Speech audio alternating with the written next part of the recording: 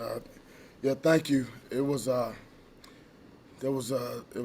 great victory for us. I want to thank the Chick-fil-A Peach Bowl for just an incredible experience for our football team, I mean, our entire organization, and we're forever grateful for the opportunity. Our guys played extremely hard, like they always do. They never flinch. They continue to just keep chopping wood and keep believing, and we're able to hit our stride there in the second half and play complementary football and offense, defense, and special teams, working together, and we were able to, take it down into the deep into the fourth quarter, and we got stronger and stronger as the game went, and we went down into the deep water, and we're able to find a way to get it done, and we were really proud of our guys and our seniors. Our fans were incredible. They traveled, they were deep, and they really helped pull us through. And so I know there's going to be a lot of partying in the Spartan Nation tonight, and so it was just a great experience. And to get to 11 wins and the New Year's Six Bowl is quite an accomplishment for this group. All right, our first question will come from Chris Solari. Mel, I wanted to talk a little bit about that fourth quarter, in particular, the job that Peyton did. There didn't seem like a lot of panic or impatience there on those final two drives. What did you see from him? And really, what was the difference maybe between those middle couple quarters where he was missing some targets and when he started to find that rhythm? Well, he showed tremendous poise. He showed a level of maturity.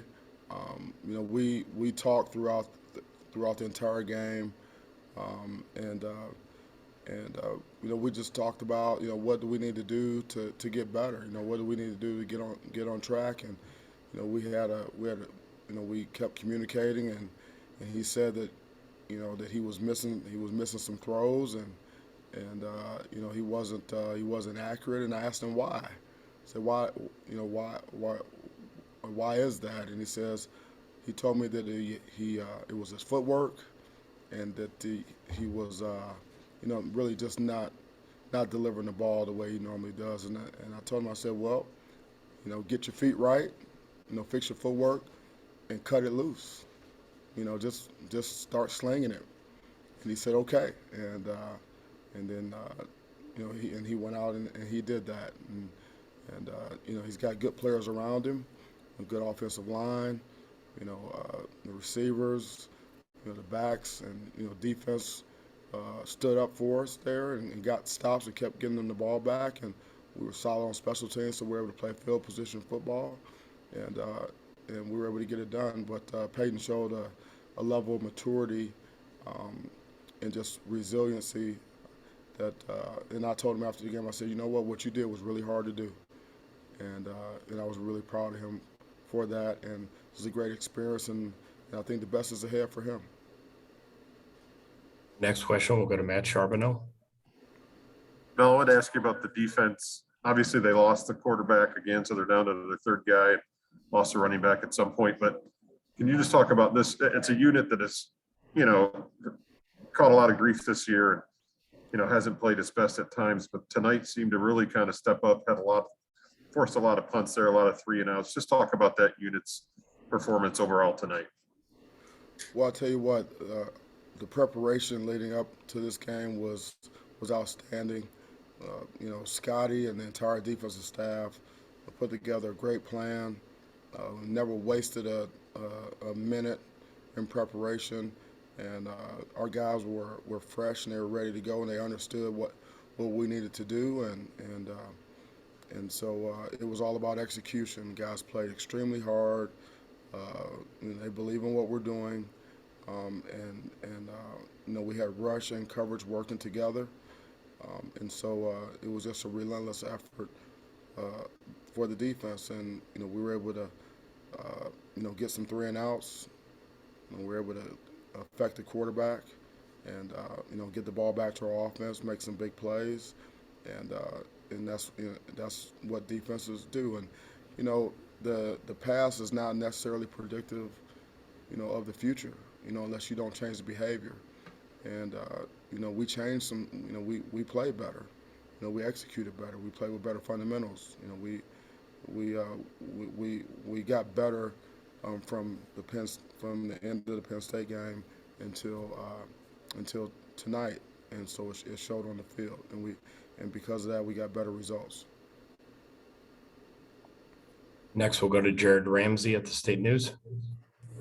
Mel, I was just curious. You have talked all season about how this is such a fun group to coach.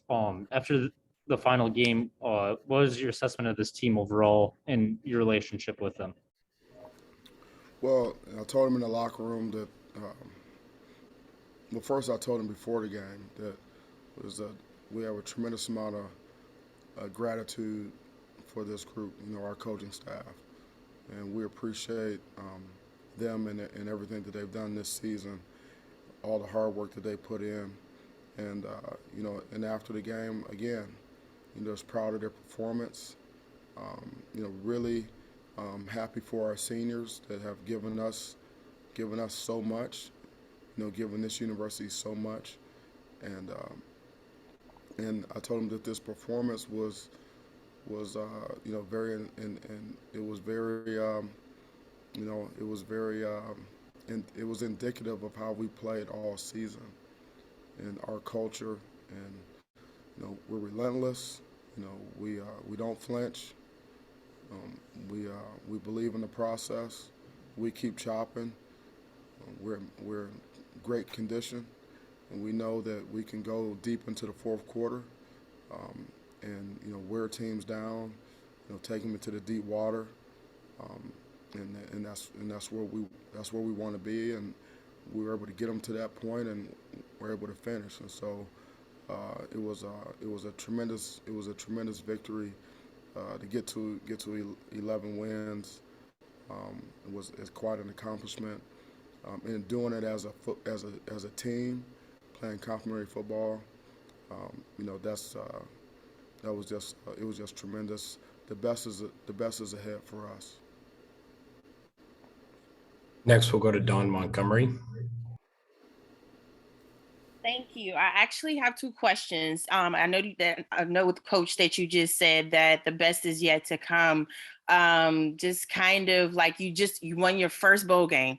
Let's start there. And now that you're moving forward with the team, you're locked in with a great contract and everything to move forward. Talk about what you're looking forward to doing in the next season. Well, it's going to be a 24-hour rule for me, and we're going to enjoy this victory, and then we're going to get back to work. And recruiting is extremely important, and the contact period is going to open up here pretty soon, and we're going to hit the ground running, and then we're going to have a great out of season conditioning program leading up into spring ball, and then we're going to train like crazy and work to improve our football team, and our goal is to win every game on our schedule, and so there's a lot of hard work that needs to be done between now and when we kick off again next season, but we're going to remain focused and determined to get where we need to go, and we play in a tough conference. It's very rugged. It's very competitive. But we're in it to win it, and so I do believe that our best is ahead. But it's going to be about our actions. It's going to be about our behavior. That's what's going to create the outcome. And so we're going to get back to work. We're going to chop hard to get this football team better, and so we can go after our goals next season. Awesome. My last question is about the fans. I know it was exciting to see so many Spartan fans there in Mercedes-Benz Stadium. Just kind of express your gratitude, I guess, in a sense of support of, the fans, the alumni, the students that travel to the city of Atlanta in the midst of COVID and everything. Just share your thoughts on that, please. Well, our fans have been great all season, and Spartan Nation is strong, has always been strong. Football is extremely important here at Michigan State, and we have a tremendous fan base across the country and throughout the world. 500,000 living alumni, and they've traveled well all season, and the watch parties in all the different cities and all the alumni clubs, and it's just everyone's very excited about the direction of our program, and they support us. They support us in many ways, and so I want to thank our fans, for believing in us and supporting our program, and they will continue to do that, and our fans deserve a winning football team. Our fans deserve a championship football team. Our fans deserve to see a brand of football that they can be proud of, and that's what we're here to do. It means something to us to make our fans proud, and that's something that we talk about, all the time, and we're going to continue to do that. We're going to do it as a team. Our team on the field and our fans. Together, we're going to accomplish some great things here. All right, our next we'll go to Graham Couch. And Mel, I'm wondering, you talk about the future and everything, but you've talked also this season about maximizing your potential, reaching your potential. Do you feel like this team did that? Is that one of the things in terms of foundation, in terms of culture and moving forward and things to build off as a program? What this team did is that?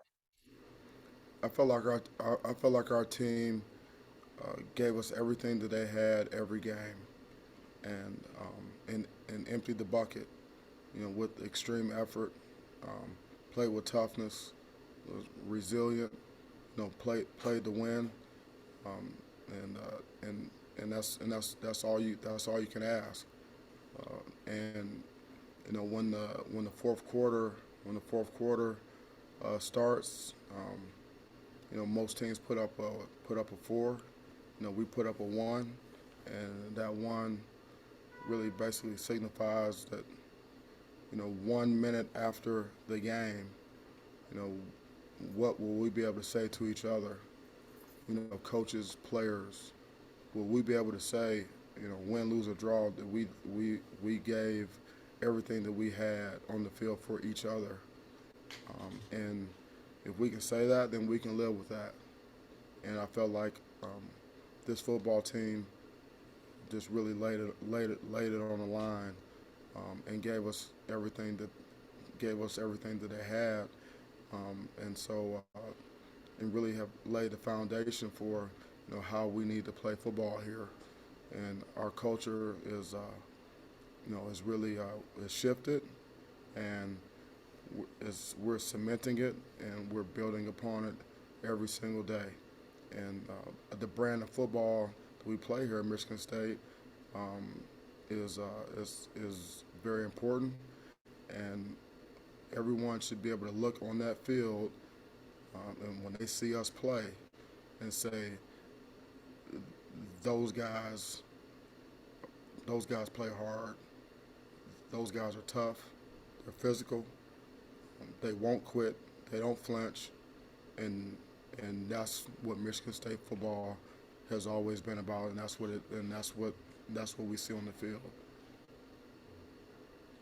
All right, in the interest of time, we're going to do 3 more from the individuals who traveled, starting with Matt Wenzel.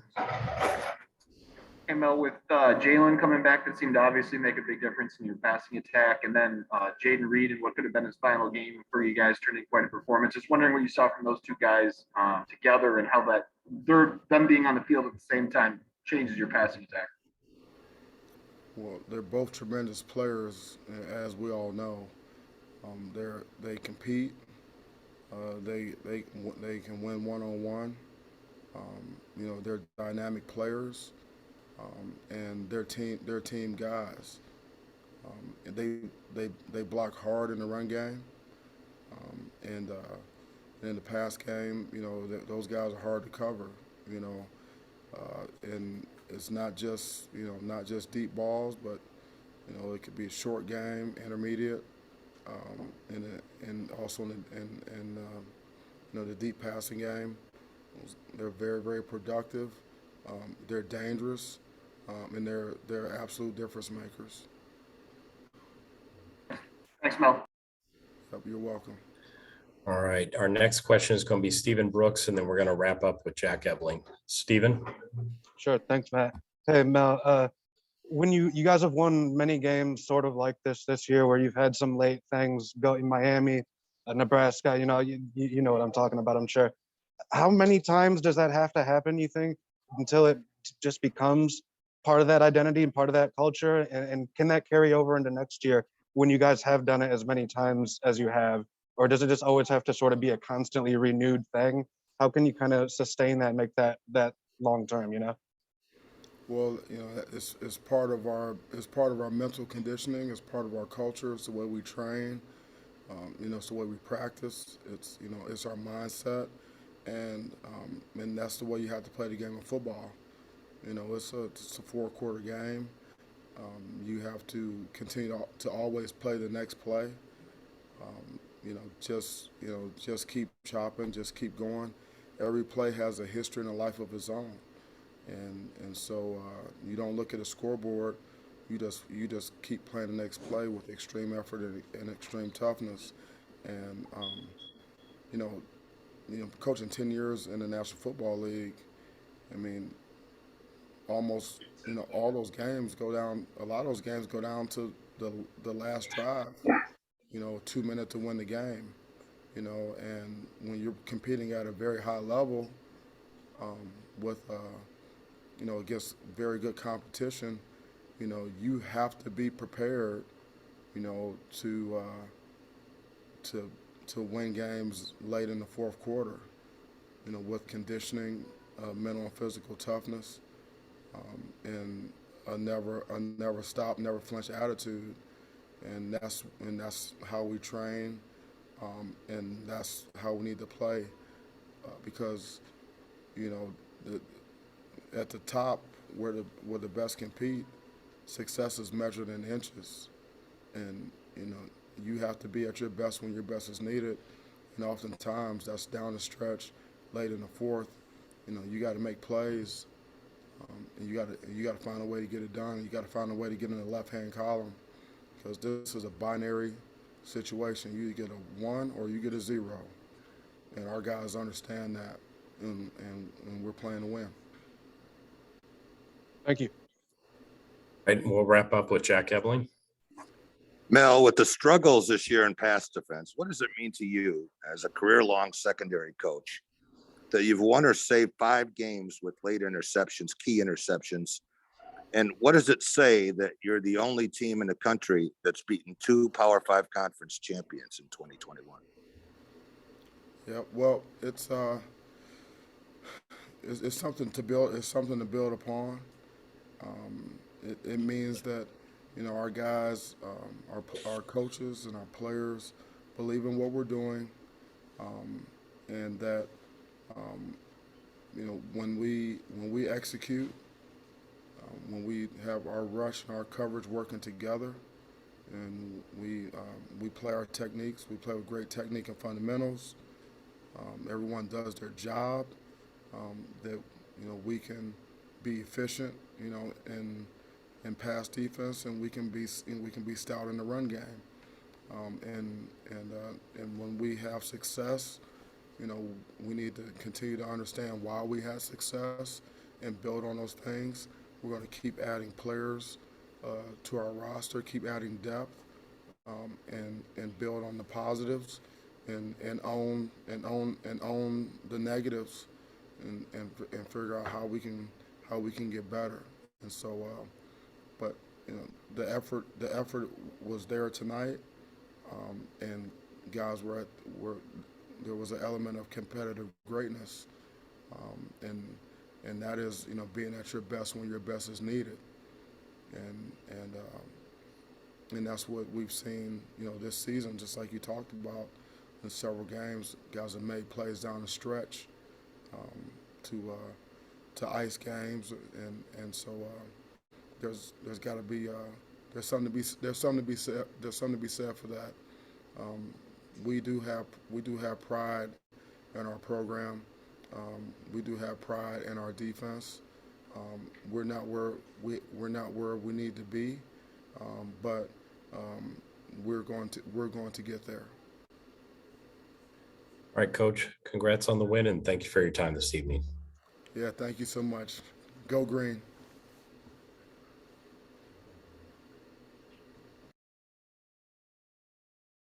All right, our next player tonight will begin with Cal Halliday. He'll be joining us here shortly.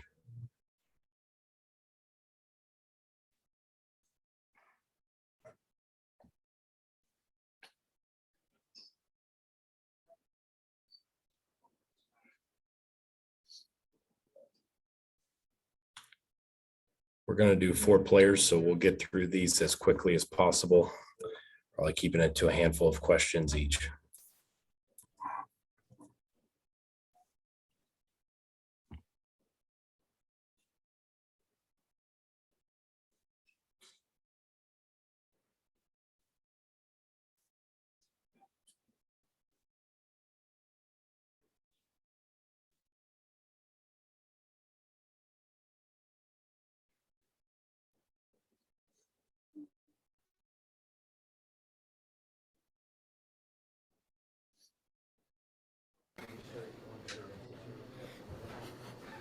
Okay, we're joined by defensive MVP, Cal Halliday.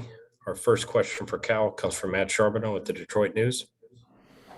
Hey, Cal, on that last interception, it looked a lot like the one at Indiana. Did it feel the same? Was it similar at all to that play? And what's going through your mind when you're running down the sideline there with that? In my mind, I was just thinking I'm probably gonna get yelled at a little bit because I'm supposed to go down in that situation, but I couldn't do it. I couldn't pass up the opportunity in my head. But it was very similar to Indiana, and now I just had there was nothing in front of me, and I just had to keep going. And I was kind of nervous someone's gonna catch me from behind. Next question, we'll go to Chris Solari.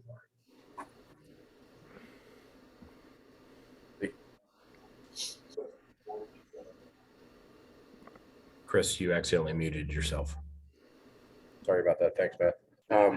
The defensive performance you guys had in the second half, how much of that was trying to maybe adjust to a new quarterback in the first half and then kind of settling in? How much adjustment did you guys have to make at halftime? I don't think we really had to make any adjustments. I think we just needed to clean up how we were playing. I think our adjustments just were tackle better, drive on the ball better, just do the little things better, and that's what we did at the end of the day. We just needed to go out, get the ball back to our offense as fast as we could, and give ourselves an opportunity to win the game. We have time for a couple more for Cal if there are. We'll go to Stephen Brooks. Oh, there it goes. Hey, Cal, this is a lot like a lot of other games you guys have had this year, like the Indiana, maybe not the Indiana one, but Nebraska, Miami. You guys have had late plays to sort of seal a game or win a game. And I know that obviously speaks to the keep chopping, relentless sort of mantra thing. When did you notice that or feel that was taking root in the program and it wasn't just a saying, it was actually a thing? It wasn't just a hashtag or a sign on the wall, but it was something that this team actually had.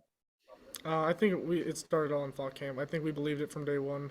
Coach Tucker's culture is just keep chopping, keep grinding, be relentless. And that's what we've been since fall camp. That's what's got us through these tight games, to be honest, when they always talk about 15 rounds and take them to the deep water. And that's what we did. Coach Tuck believes in best conditioned and physical technique fundamentals and all that good stuff. And that's what I think this game came down to. Thank you. Next, we'll go to Matt Wenzel.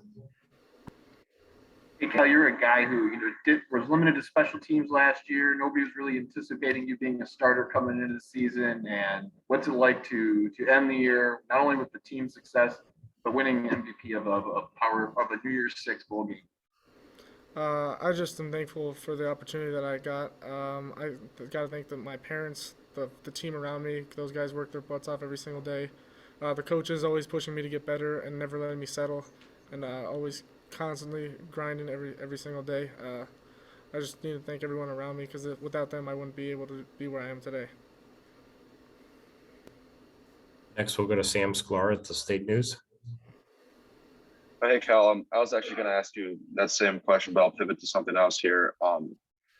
How's it, I guess, sort of feel to kind of go out on a high note in dramatic fashion like this for those seniors? I know you're obviously kind of a younger guy, but to send them off like that, and then, you know, seeing guys like Conor Hayward making big plays and what's perhaps like their final games as a Spartan.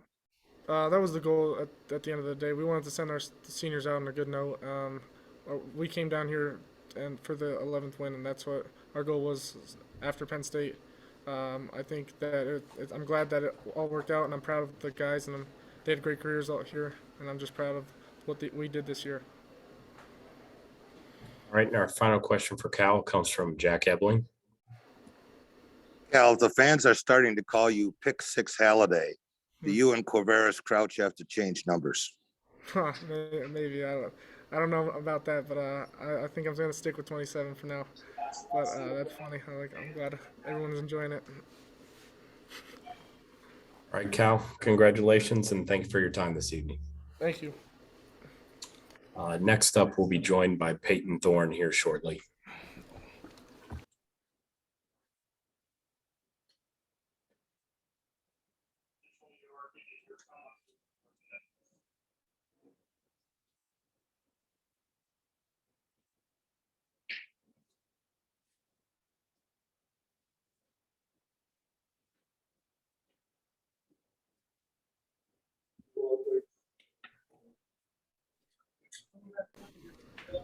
All right, our first question for Peyton comes from Chris Solari.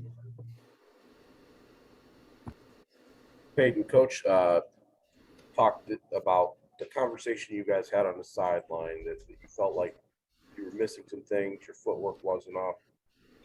First of all, how do you correct that in game? And secondly, what started to go right, particularly on that long drive that you finished with the Conor touchdown? Yeah, Coach Tuck was talking to me on the sideline, just kind of asked me what I needed or, you know, what I wanted to run or anything like that. And I just told him I liked the plays that were being called. You know, they were my favorite, you know, plays that we had in. And I just wasn't being accurate. And he asked why. And I said, well, probably my feet are messed up. And, you know, because it all starts with your feet. And, but yeah, like you said, you can't really focus on that during a game because you're looking at the defense the whole time. So you can't really think about your feet the whole time. So it was just kind of, for me, and we talked about on the sideline, just treat it like it's practice, you know, and treat it like you just playing one play at a time. And Coach Johnson talks about that a lot. And I feel like in the fourth quarter, I was just kind of playing one play at a time and, you know, just reading the defense and taking what they give us. Next, we'll go to Colton Pouncey. Hey, Peyton, you play for a head coach who often says he wants this team to be at its best when its best is needed. What was the mindset of this team in that fourth quarter to ultimately get the job done there? Yeah, you know, going into the fourth quarter, I think we were down 11. And, you know, the whole game, our team, my teammates just kept telling me just stay up, you know, and really just keep chopping. That's what we talk about. And we really, like, you know, say that on the sideline. And coaches, same thing. I even heard fans saying that from the sideline. And, you know, I was telling the guys on the radio that, you know, sometimes when you're playing like I was playing, you know, fans are going to start to boo you. And, you know, that's warranted. You know, I'm not saying that, you know, fans shouldn't do that. But they didn't. They really didn't. And they kept saying, you know, we believe in you, stuff like that. I heard that from the crowd. But, you know, going to the fourth quarter, like I said before, it's just play one play at a time and try to put a good drive together. And our guys made great plays, great catches all around. And the offensive line played well, picking up all the blitzes. Next, we'll go to Graham Couch. Peyton, I'm wondering, having Jalen Naylor back and not having thrown to him other than practice for, you know, for a couple months, how difficult it was to try to get back in a rhythm with somebody that, you know, you used to have as one of your go-to targets. Yeah, you know, I look back to our bowl preparation. I felt like I was in a great rhythm with him, hitting him on the deep balls. You know, their timing was right. And tonight, he played well, and I wasn't putting it on him for second, third quarter. I can't really remember everything that happened in the first quarter, but I felt like we were playing decent. But he did his thing, and then I was telling him on the sideline, I'm gonna figure it out here at some point. So in the fourth quarter, he made a couple of key catches, and he's a guy that you can rely on, and it was great for him. Next, we'll go to Matt Wenzel. Hey, Peyton, obviously no Kenneth tonight. You knew that going in. They have one of the better run defenses in the nation. Going in, did you feel like there would be, I don't know if pressure is the right word, but more of an emphasis on throwing the ball and the need to step up for your team? Yeah, I did. I trust our running backs, and we have good running backs. So that's not why. But, we knew they were a good run defense. We knew that they, were second in the country in sacks. And, there are a lot of different reasons for that. But they were a good defense. And obviously, like you said, we're missing Ken. But we felt like we could get some stuff in the pass game. And obviously, we weren't really hitting them for a lot of the game. But in the fourth quarter, we were able to string some stuff together and, take advantage of the areas that we thought we were going to be able to. Next, we'll go to Matt Charbonneau. Peyton, what was it like tonight when you had a defense that had its struggles this year, but even when you guys were having trouble moving the ball, they kind of kept getting it back for you, giving you guys a chance to kind of come back like they did. What did it mean to have that defense playing that way tonight for you guys? Yeah, it was amazing. Our defense played their tails off. 21 was on the scoreboard, but they had a scoop and score that I fumbled, so that's 7. And then they went down the field and scored a touchdown after my interception, so that's another 7 off turnovers. So they played great, and they the same thing. They just kept chopping, and they came out today and played their tails off. Coach Hayes had a great plan going into this one, and they did a great job. Next, we'll go to Jared Ramsey at the State News.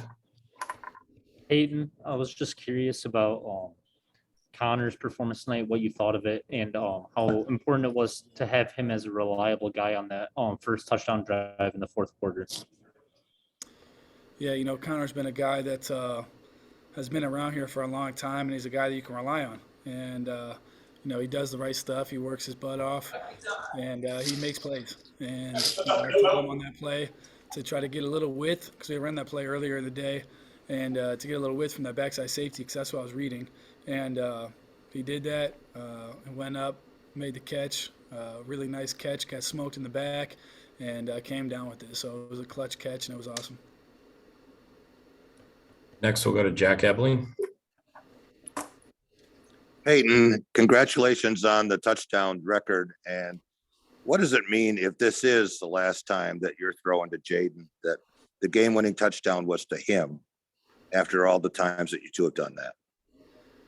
Yeah, he was excellent tonight, all night. And, he was keeping me up the whole game. And, he was open all night. And he did a great job. Obviously, 2 great contested catches in the end zone. And, he had a pretty amazing game. Obviously, he won, offensive MVP, as he should. And, it was special. It was cool. It was a cool moment. But, I'm hoping I can throw him a few more next year. All right, we're not going to be able to get to second question, so our last and final question for Peyton comes from Jim Comparoni.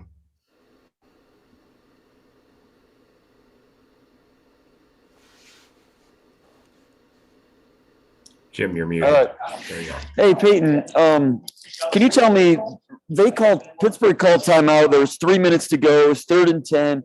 Came out of the timeout and you threw it and completed a comeback, I think, to Jalen Naylor. Can you talk about what you guys were saying on the sideline and what your approach was to that particular play? And then right after that, going to Reed for the touchdown after that. But that key 3rd and 10, what was the thought process going into that? Yeah, so they called timeout. We had a play called. We switched up, and we went with a different play. And O-line did their job. I'm not sure if they brought pressure or not, but they picked it up because I had plenty of time to throw. And then Speedy ran a great route.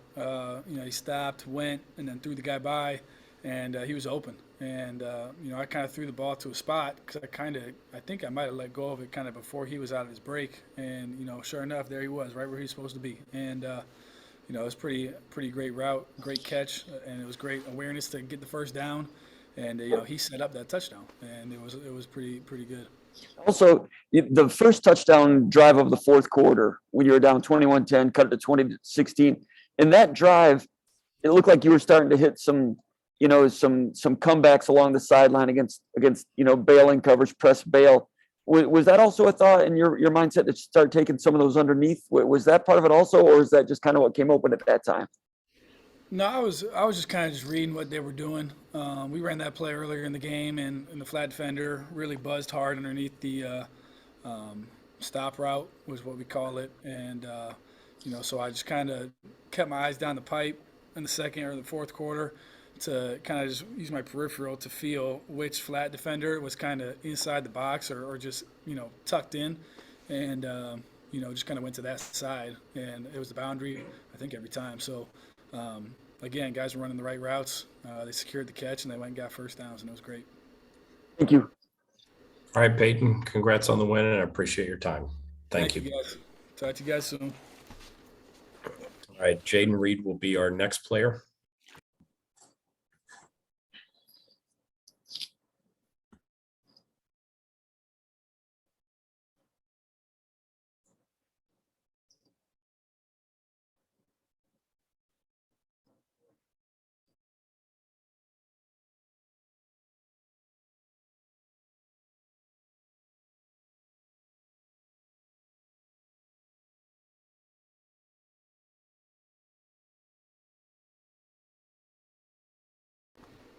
All right, at this time, we're joined by offensive MVP, Jayden Reed. Our first question for Jayden comes from Chris Solari. Hey, Jayden, I'm wondering if you could walk us through that last touchdown drive that you guys had. What did you see from Peyton? And what, going into that final play, the touchdown catch, was the call and kind of your mindset going up for that ball over the defender? I love 50-50 balls because I believe they're 100% balls, coming towards my way, and Peyton Thorne threw a great ball. He gave me the opportunity to put it somewhere where I can make a play, and that's how it happened. Our next question comes from Matt Wenzel. Hey, Jayden, the other day you said you wouldn't talk about whether you come back next year until after the game. It's now after the game, so we just got to ask you ready to get now again if you've made up your mind yet. I still don't have an answer at this moment. Okay. But for you overall, how this season, what's it like to cap this year with the performance you had tonight? You went through injury late, and just the overall effort you put in this year offensively. It's been a great season. It's always a great season to, get 11 wins. I feel like I've heard that we made history or something, the sixth team or something like that, to get 11 wins in the season at Michigan State. So that's a huge accomplishment, to make as a program. So. Thank you. Yep. All right, our next question will go to Stephen Brooks. Hey, Jayden, Peyton was just in here saying you were sort of in his ear on the sideline all throughout the night, especially early on when he might not have been playing as well. What were you saying to what were you saying to him, and what were you seeing from him when he wasn't playing as well early? Something I do as always, keep my, I wanted to be a big brother to him as I always do, when things aren't going this way, because I know that he's a really good player. So, I was trying my best to make sure he wasn't getting discouraged or anything like that. I was picking his head up when it was down. And, obviously things changed. He got his head straight, and, he made plays when we needed him. Thank you. Yep. Our next question will go to Jared Ramsey.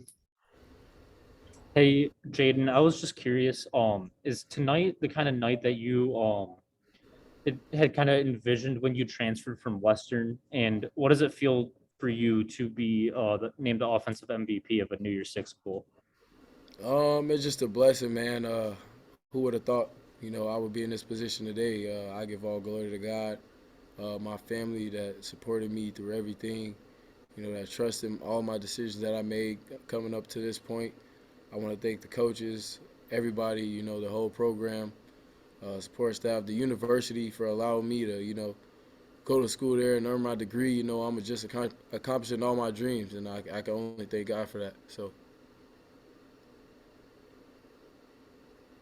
Is there anything else for Jayden?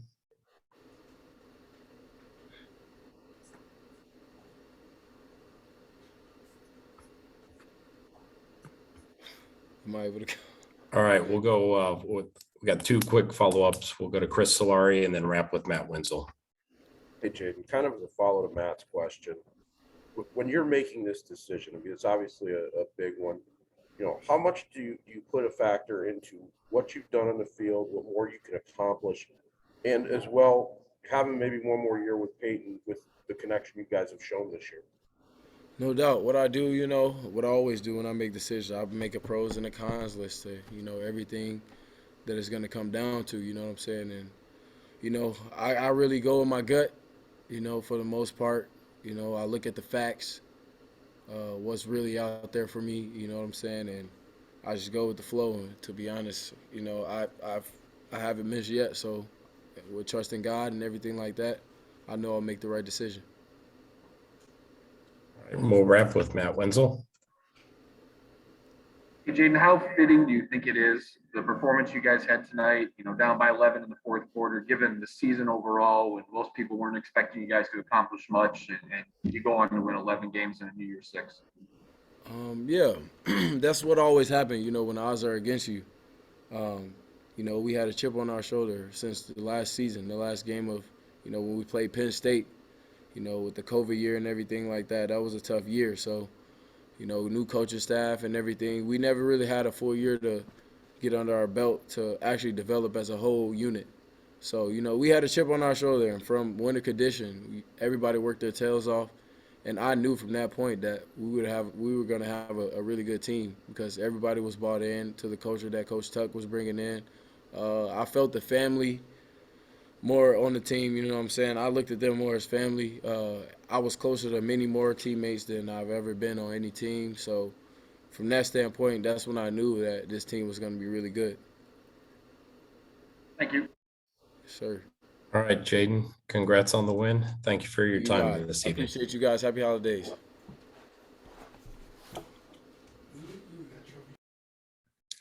All right, and our final player this evening will be Conor Hayward. You should be here in just a second.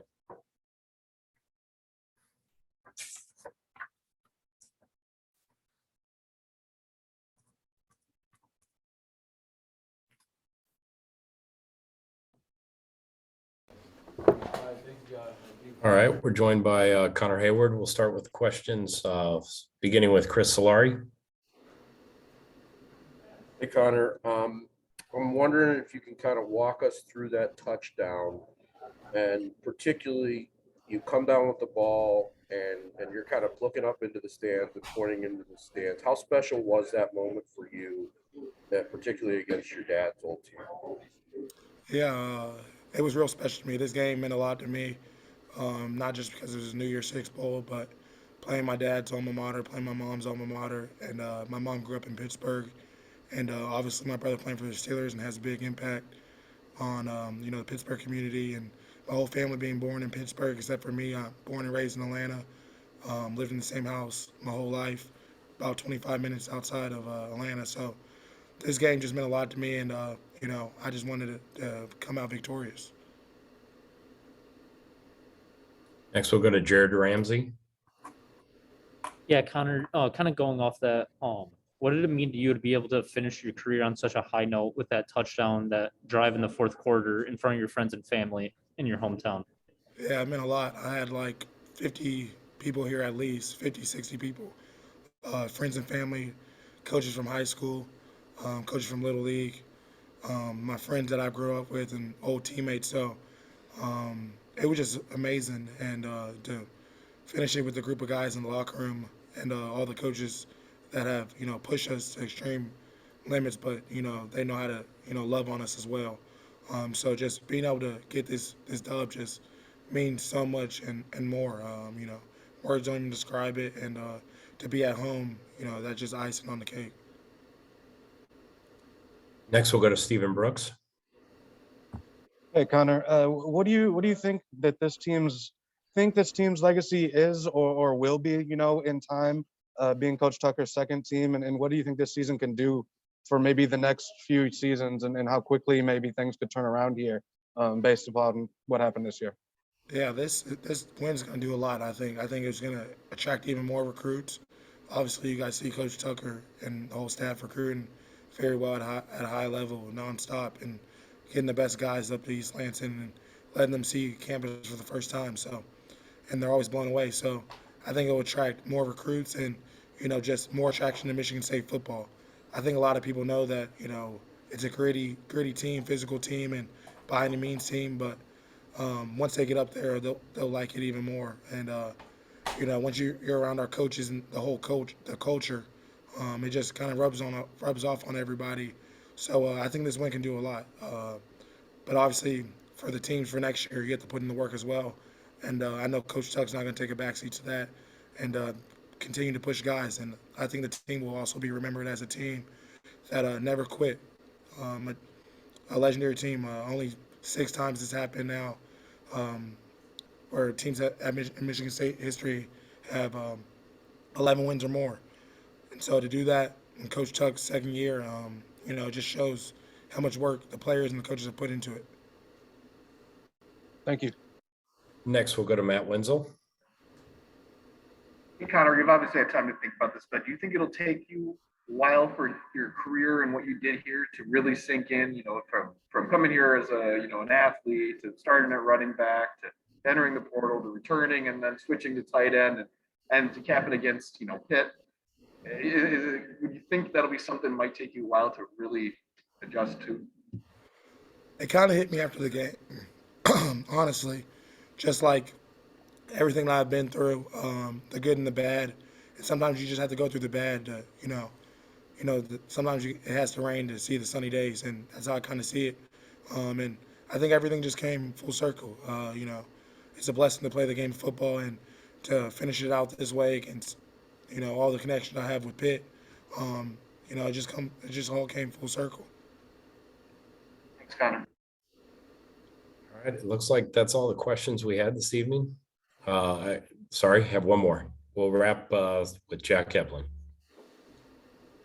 Connor, from where you were 2 years ago, I don't know if anyone has chopped more than you have for Mel Tucker. If the final chapter of this story is a 21-0 fourth quarter, what does that mean? Keep chopping. Backs against the wall. You got to be able to make a play. You as an offensive skill player, you want to either have the big block or the big catch when the game's on the line. And you saw a number of guys step up, not just me. Trey Mosley had a lot of tough catches in traffic.